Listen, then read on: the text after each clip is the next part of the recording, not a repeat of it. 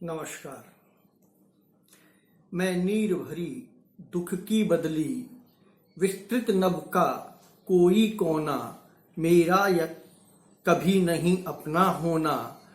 परिचय इतना, इतिहास यही, उमड़ी कल थी फिर आज चली, मैं नीर भरी दुख की बदली।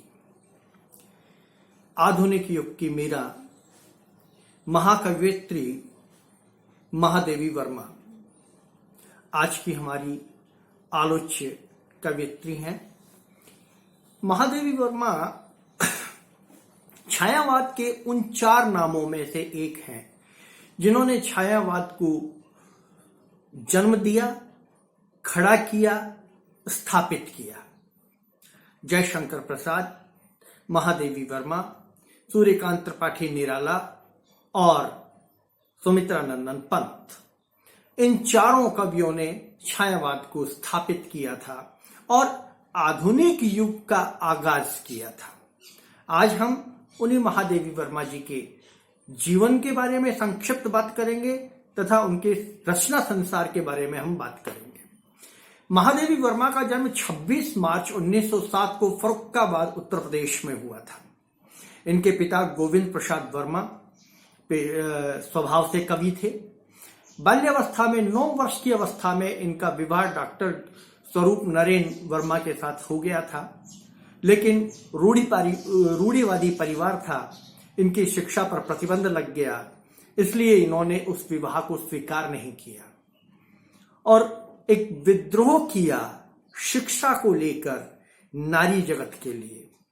उन्होंने ससुराल त्याग दिया, अपनी पढ़ाई लिखाई प्रारंभ की और अपने बलबूते पर ये महिला विद्यापीठ इलाहाबाद की प्राचार्य बनी।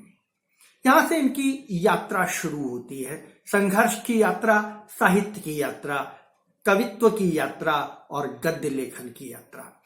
महादेवी वर्मा बहुआयामी कवयित्री थी।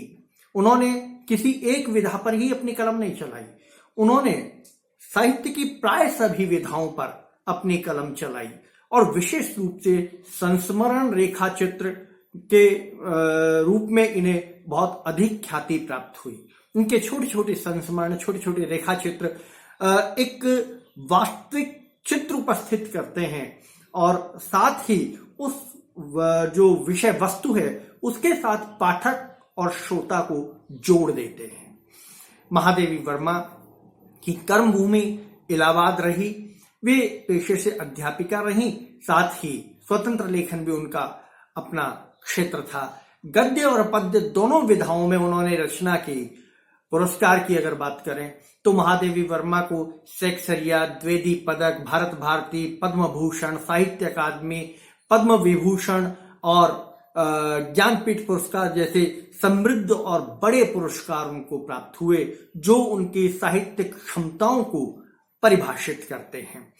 मधुर गीत लेखिका महादेवी वर्मा ने निरीह जीवों को भी अपना विषय बनाया। गिलहरी उनका एक बहुत, गुल्लू उनका एक बहुत अच्छा विषय है और उस विषय को एक जंतु जगत के साथ पाठक को जोड़ने का उन्होंने प्रयास किया। उनकी छोटी छोटी चेष्टाएं, प्राणियों की छोटी छोटी चेष्टाएं उनका विषय बनी और उन्होंने महादेवी वर्मा के अंदर के बालक को और अंदर की ममता को बाहर निकालकर साहित्य के रूप में प्रस्तुत किया। छायावाद की जनक महादेवी वर्मा 11 सितंबर 1987 को हम सबको छोड़कर इस संसार से चली गई थी।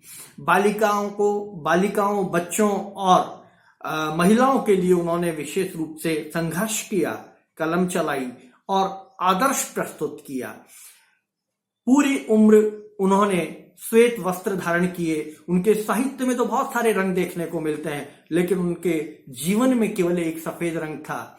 वो विधवा नहीं थी, लेकिन वो सधवा भी नहीं थी। उन्होंने वैवाहिक संस्था को स्वीकार ही नहीं किया था। रचनाओं में अगर हम महादेवी की बात करें तो महादेवी का रचना संसार बहुत विस्तृत है, जिनमें हम अगर लें तो सबसे पहले काव्य को ही हम लेते हैं। निहार, रश्मि, नीरिजा, सांध्यगीत, दीपशिखा, सप्तपर्णा, प्रथम आयाम, अग्निरेखा, ठाकुर जी भोले हैं इनकी काव्य रचनाएं हैं।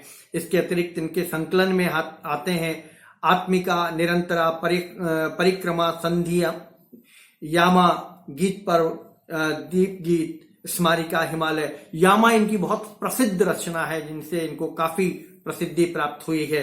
इसके अतिरिक्त रेखा चित्र जो इनका प्रमुख विषय और प्रिय विषय रहा है वो है अतीत के चलचित्र, स्मृति रेखा जिनमें इनके बहुत सारे रेखा चित्र हैं।